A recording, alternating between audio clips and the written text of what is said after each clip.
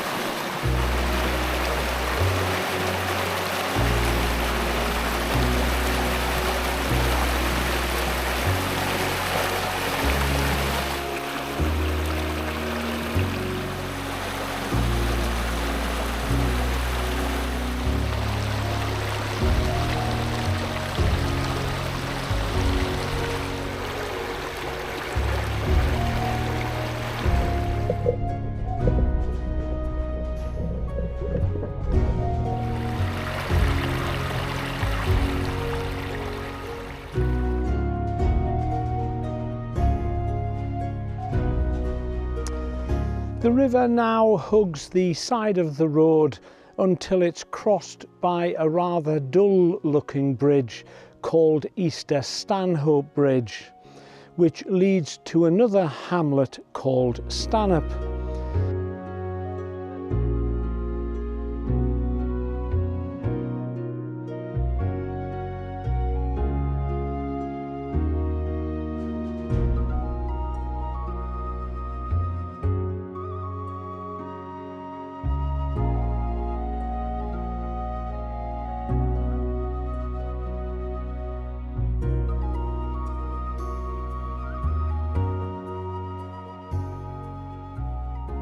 This section of the valley floor is literally strewn with debris from the old railway that used to go up to the dam.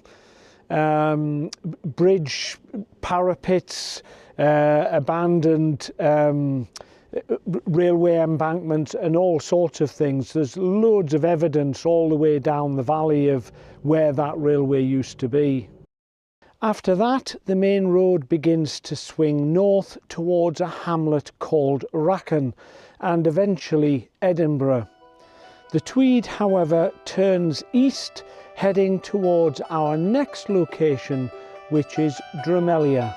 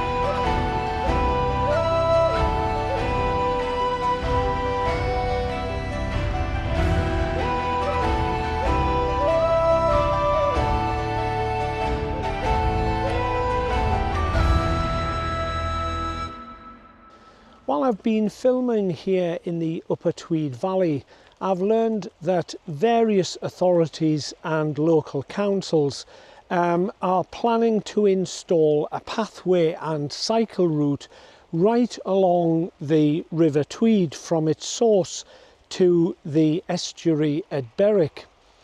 Plans are currently being drawn up and the necessary land being purchased.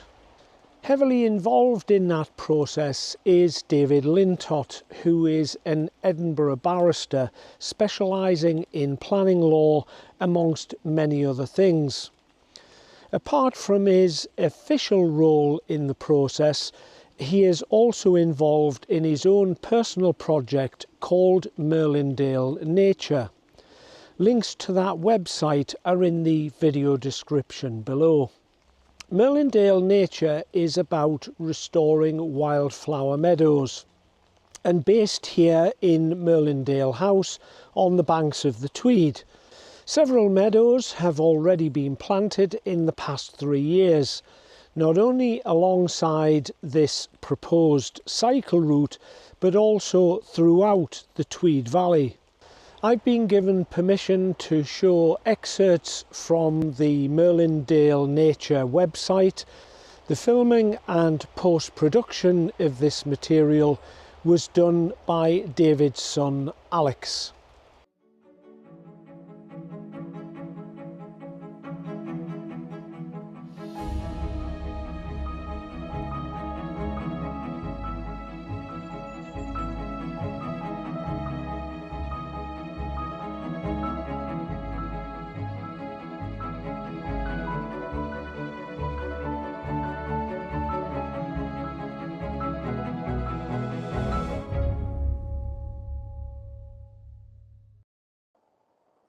Hello there, my name is David and you join me here at one of the meadows that we've got at Merlindale in the Scottish borders. Now, in this video you'll learn a little bit about what flowers you might find in a northern hay meadow. Now, why would I tell you about that? Well, we've lost 2.5 million hectares of wildflower meadows since the Second World War, and all of that habitat has gone. And we've lost even more than that of northern hay meadows, which is the type of meadow we've got here at Merlindale. So if you watch this video, I'll tell you a little bit about the flowers you'd expect to see in a northern hay meadow that might be clinging on in the corners of your fields and gardens and may spring back if you relax your mowing or grazing regimes.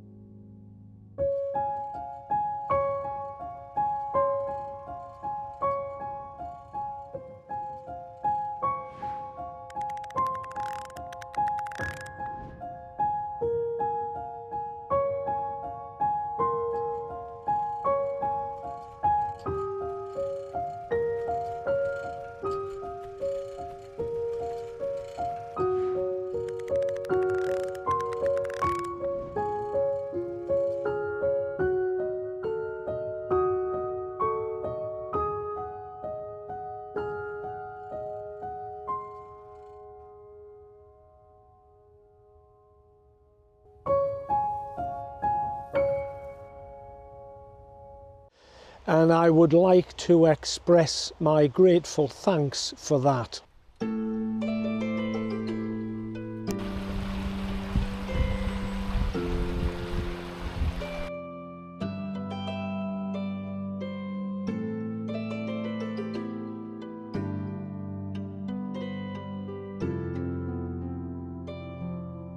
As you drive into Drumelzier village, it looks like half a dozen cottages and a church, but the postal address includes the neighbouring farms and settlements of Ray, Moss Fennan and Stanhope.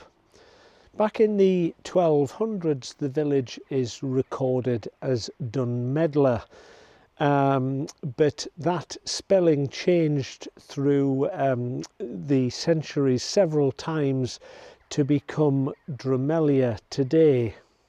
The village name is thought to come from two local words, a dun or drum, which in Scottish Gaelic is a hill, and the word Meldred, after a local tribe leader or chieftain that occupied the fort on the hill above the village, known today as Tinnis Castle.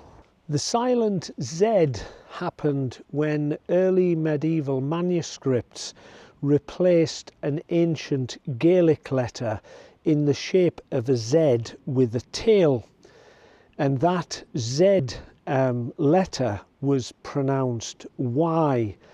However, when those medieval scribes recorded the village name, they simply used a Z. So from then on, it appears as Drumelzier, but it's actually pronounced Drumelzier because that Z with a tail is pronounced a Y.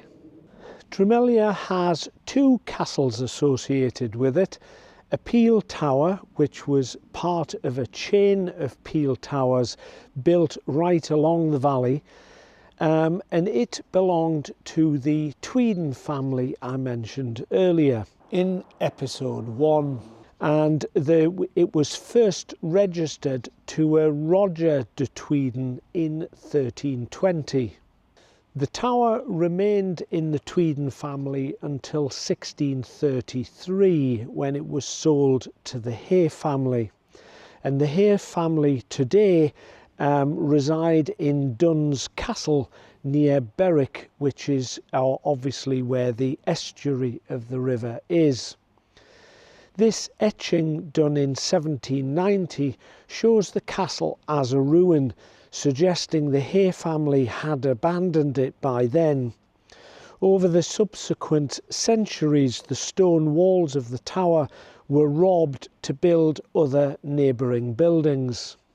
All that is left today are the bottom courses of stone and two walls that support an adjacent barn on this farm on the edge of the village. Above the village is the second castle and the remains of Tinnis Castle, which was built on the site of a much older hill fort, probably dating back to the Iron Age.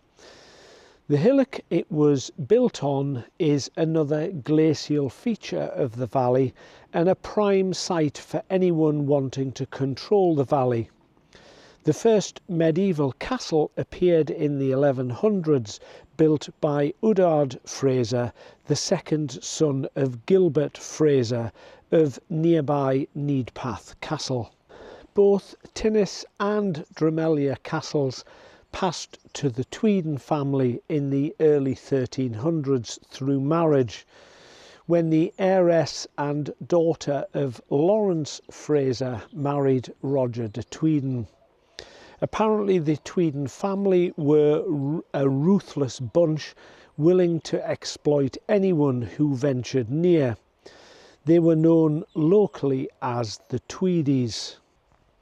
Like many of the border families who went on to become the Reaver families of the Scottish borders, the Tweedies were constantly feuding with their neighbours.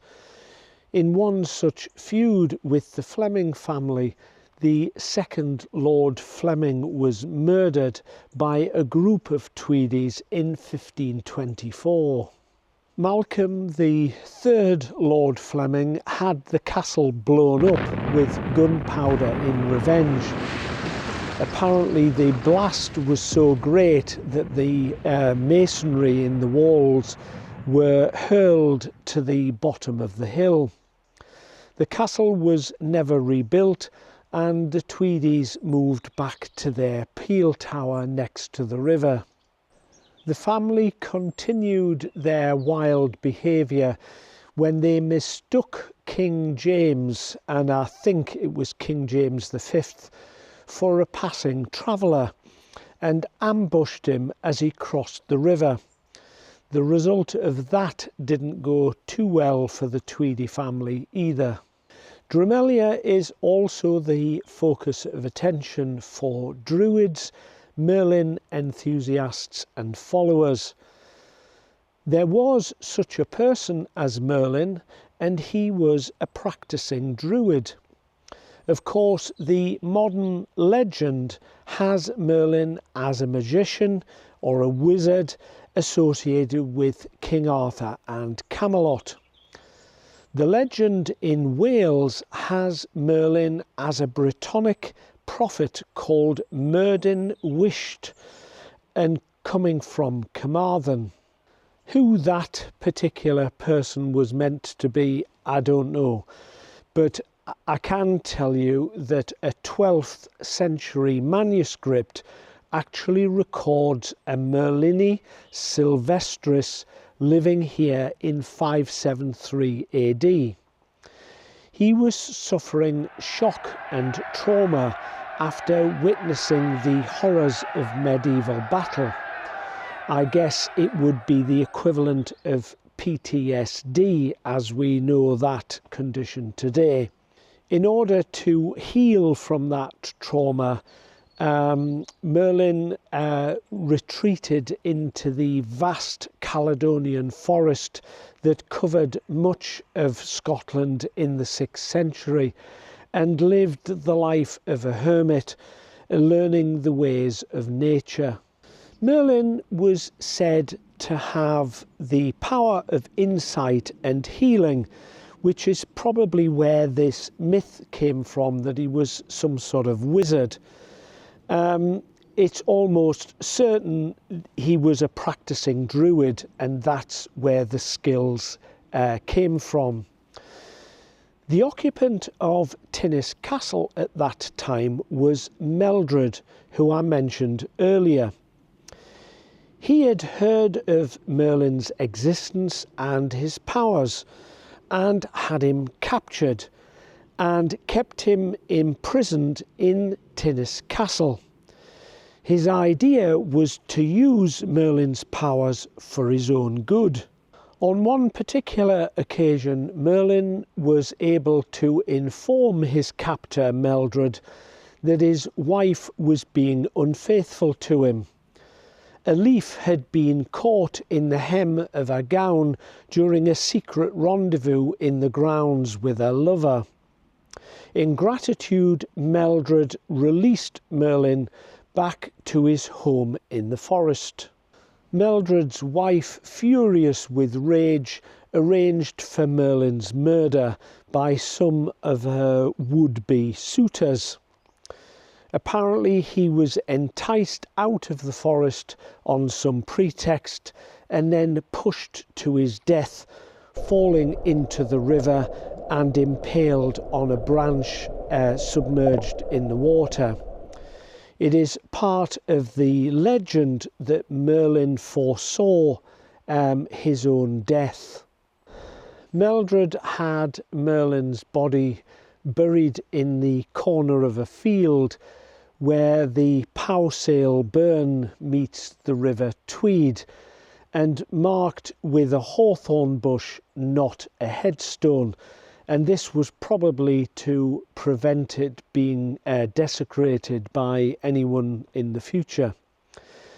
However, in 2022, some archaeologists were excavating the land surrounding Tinnis Castle up on the hill for Iron Age remains, and they found something that they suggested might have been Merlin's grave, which in one view may seem more likely.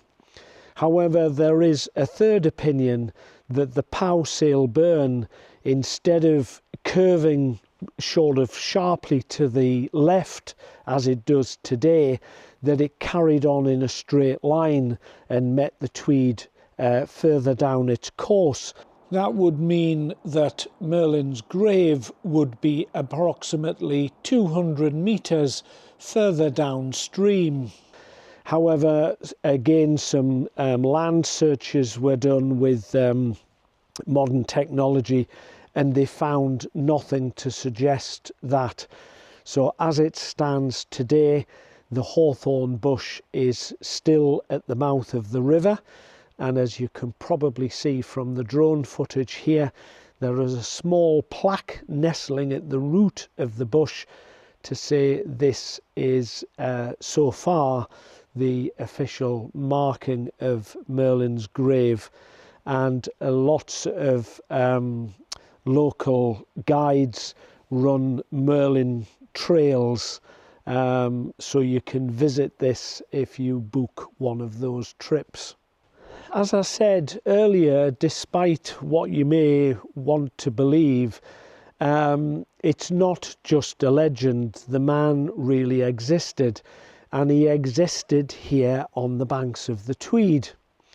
A stained glass window in Stobo Kirk, which we'll be visiting shortly, depicts Merlin being converted to Christianity rather than being murdered. The church's alternative ending to the Merlin story. The parish records show Merlin being converted by Saint Kentigern in the late 580s. It is true that St Cuthbert came through the Tweed Valley and established churches both in Stobo and Drumelzier, but personally I'm not sure that a druid as powerful as Merlin would succumb to the Catholic influence. My personal opinion is this is wishful thinking on the part of the church. It seems as though everyone wants to claim a connection to this legend. After Merlin's death, a prophecy emerged that said when the Tweed and Powsale rivers meet at Merlin's grave, then one monarch will reign over both nations. On the day that James VI of Scotland became King James I of England, the Tweed burst its banks and flooded the valley floor, merging with Powsale Burn, something it hadn't done before or ever done since.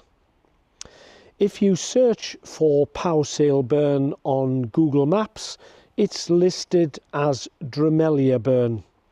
Ordnance Survey shows it as Powsale Burn, and where the stream meets the Tweed today is where Merlin's grave is located.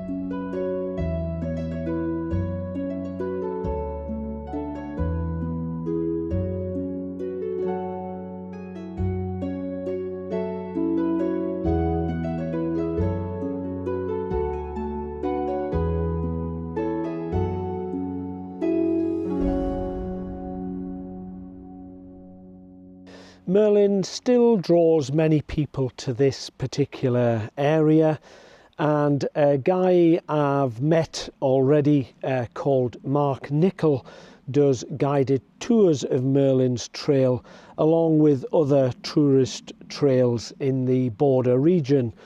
He has a YouTube channel and a website, so just put Mark Nicol with a C into that search and you'll find him. A large Druid community still live and work in this area of the borders. People who believe in being at one with nature, respecting it and preserving it. Not surprisingly, really looking at what climate change is doing to the world. This stretch of the River Tweed is also said to have a river spirit. Many stories abound about strange happenings here. As I mentioned before, there has always been a strong history of Celtic beliefs in this area and knowledge of the connection between the river and its healing powers. While I've been in this Upper Tweed Valley, I've met several people that have reported having all sorts of illnesses and conditions and been made well or cured completely by immersing themselves in the river. And this section of river attracts many individuals who are connected to nature and use the river to practice healing. Living quite close to Drumelzier is a lady called Ingrid Campbell, and her business is called Adventures in Nature, and we're going to meet her next. Ingrid Campbell moved to Edinburgh to study at the Royal Botanic Garden, and then after several moves came here to the Upper Tweed Valley. She was always passionate about the connection to nature and its benefits to health. Ingrid is a qualified open water swim coach. She's worked as a professional gardener and a forest guide, but is quite recently set up her own business called Adventure in Nature. The therapy that she offers involves being immersed in cold water, and obviously that is the River Tweed. It brings enormous benefits to all sorts of health conditions, both physical and mental. And there is a link in the video description below to her Facebook page and Instagram page, and there'll be a website link coming soon as well.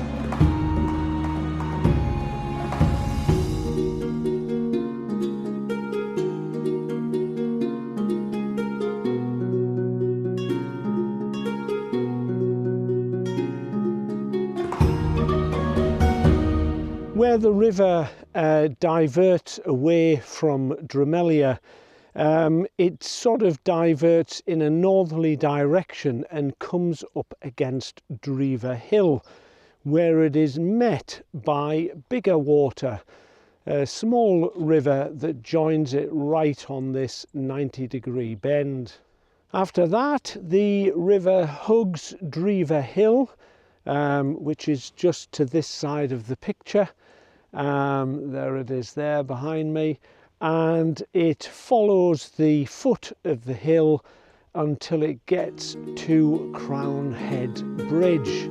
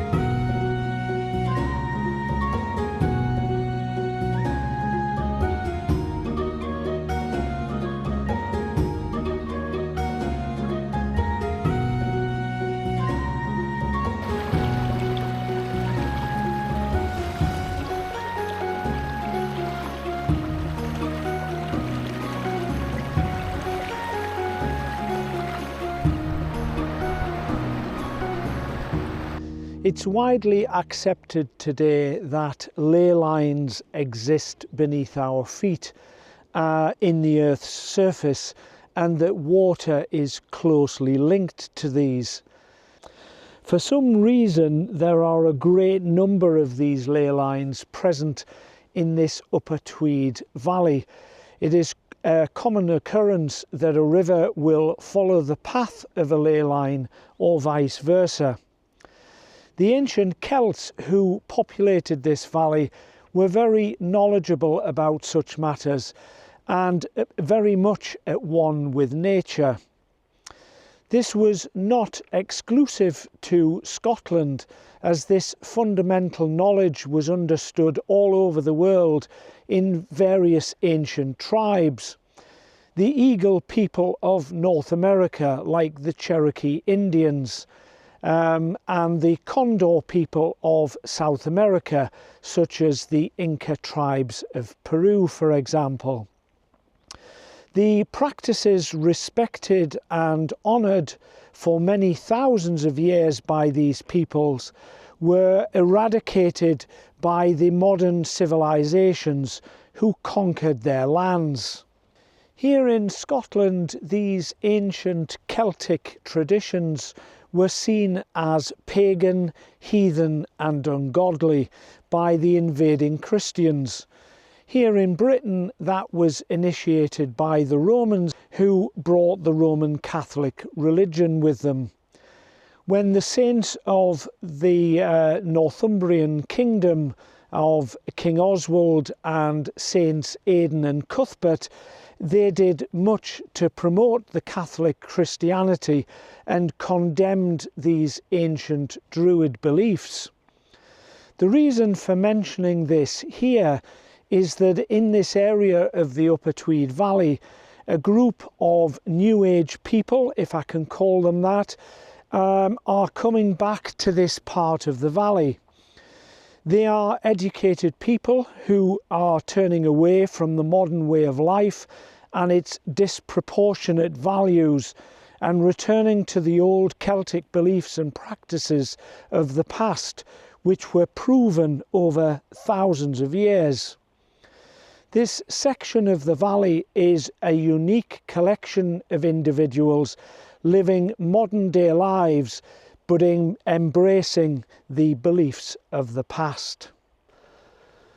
Just before the B712 crosses over Crown Head Bridge is the village of Bellspool, a collection of holiday cottages, which you can see there behind me, but also home to some very interesting people. Bell's Pool holds 3 interesting locations, and the first of these is another resident living and working in the valley called Gavin Jones. Gavin studied in Africa in his early 20s and studied nocturnal mammals. While he was there, he learned a lot about clairvoyance and various forms of natural healing.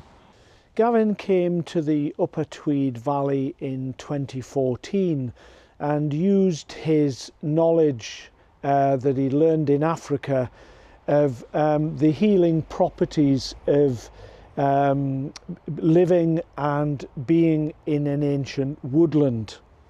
His craft is carving oak heartwood, so these are obviously fallen pieces of timber, not new cut from the tree, and the heartwood is the strongest part of an oak tree. And of course we've talked about the Druid connection to this area of the Upper Tweed, and the Druids held oak and yew trees as sacred and having magical properties. So this heartwood is really quite precious to anyone that is has this knowledge of what ancient woodlands can provide. So let's head off now and we'll see Gavin at work and his little patch of ancient woodland.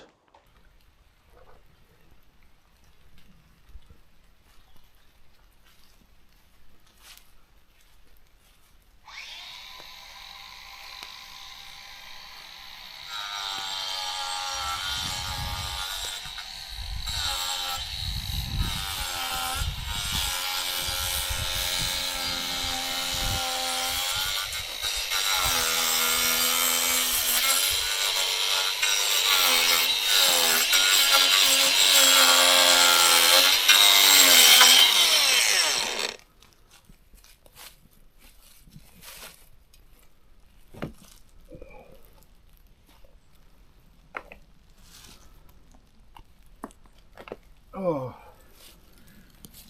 hi. I'm Govinda Green, and I carve pixie-hatted magical mushrooms out of oak heartwood. As you can see, I'm stood in front of a beautiful oak tree, and some of the branches here have died, and the bark and the sapwood has rotted and fallen away a long time ago, and occasionally the wind blows these branches down, and that's my source material, which is this. I generally set candles and crystals in the base of the mushrooms, just to bring some magic from the woodland into my customers' houses. Yeah, they can be used to put on your altar for meditation purposes, or just generally to create a nice magical woodland vibe in your house.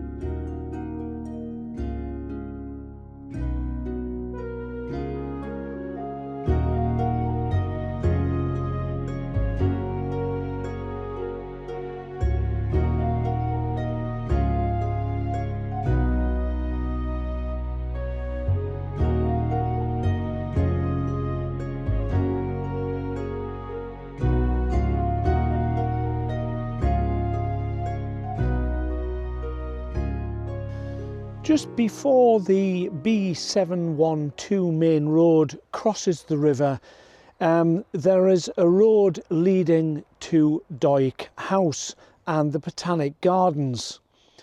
The old coach house was the coach house for Dawyck House, and that was built in 1863 just on the roadside, and it's the building you can see there behind me. It's been converted into various luxury apartments, and one of the people living here is the proprietor of a business called Yurt Stays.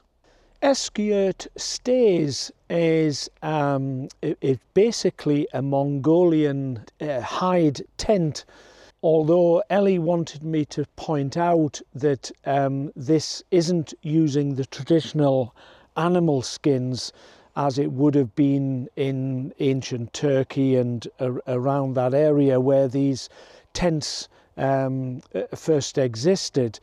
This is purely a man-made fabric, and it's waterproofed and insulated, and we're going to see inside it in a moment. But she wanted me to point out that everything here is strictly vegan, and the people who tend to book this are people who have an appreciation of things that aren't harming animals or nature in any way. So she wanted me to stress that. Anyway, the accommodation you're going to see in a second, because we're going to have a walk around. But I'm sure you'll agree when you see it that it's fitted with a splendid interior and surprisingly cosy, even in the harshest of winters, which this Upper Tweed Valley experiences every year. So let's go up to the yurt and meet Ellie, and I'm sure she'll want to do her own introduction, and let's go up there now and see what there is to see.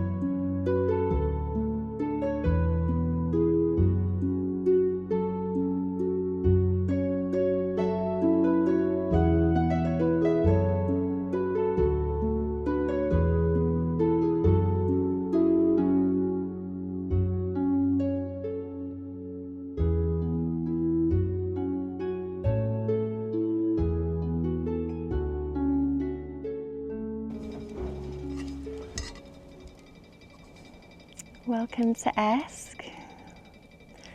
Esk is a Mongolian yurt in a woodland garden in the Tweed Valley. She's been here for 3 years now and offers a beautiful, relaxing retreat space for people to come and stay and retreat to nature, off-grid, away from the hustle and bustle of everyday life, surrounded by beautiful trees. We've got a giant redwood that you can see from the yurt window. This is Bo. He likes to sleep up here sometimes. And we keep very cozy up here. We've got a really beautiful woolen insulated cover, and with the wood burner going, You can have a really cosy retreat stay.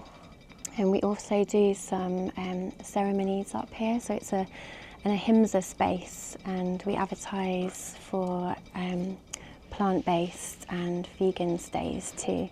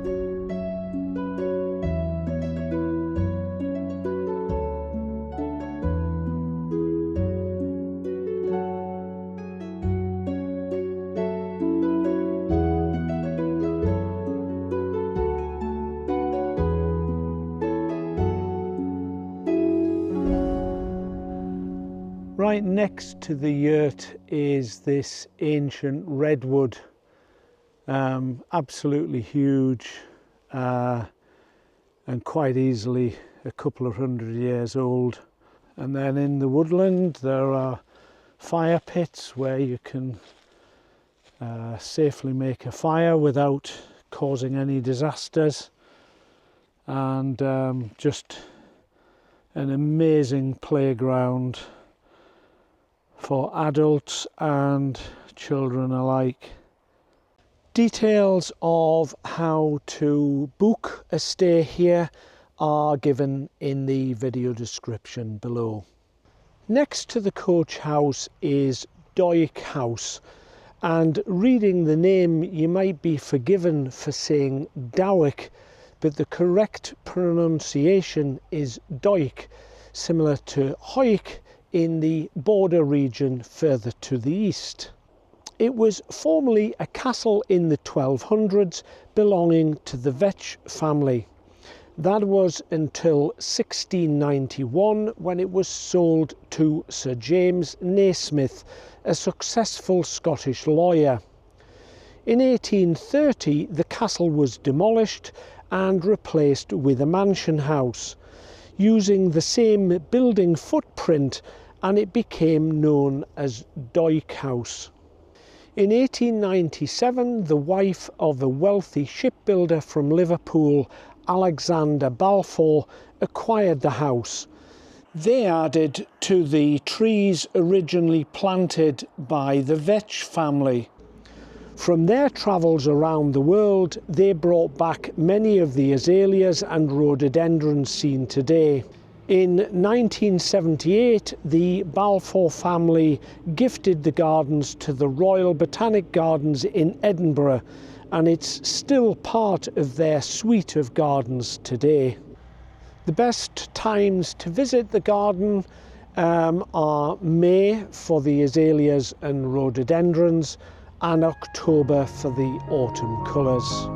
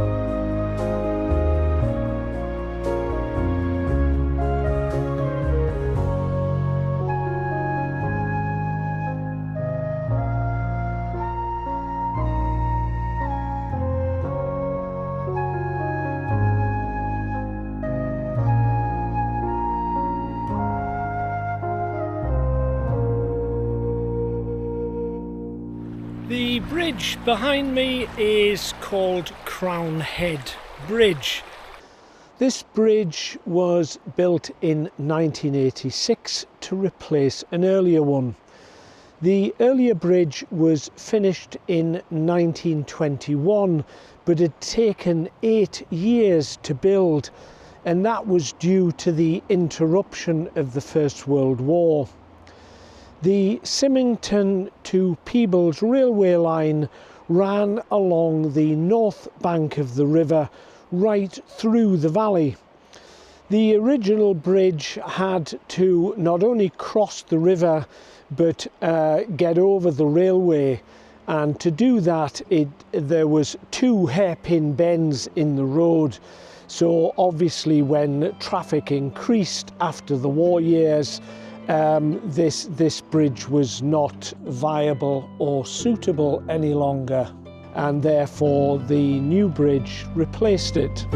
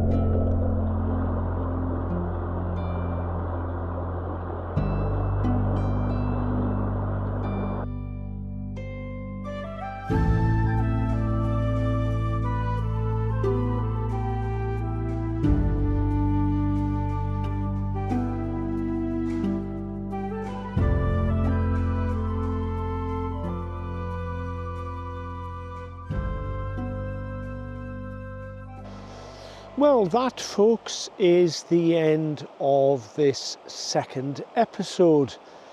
And I have to say that whenever you come up here to this Upper Tweed Valley, and no matter what the weather's like, because today it's a bit overcast, it's stunning.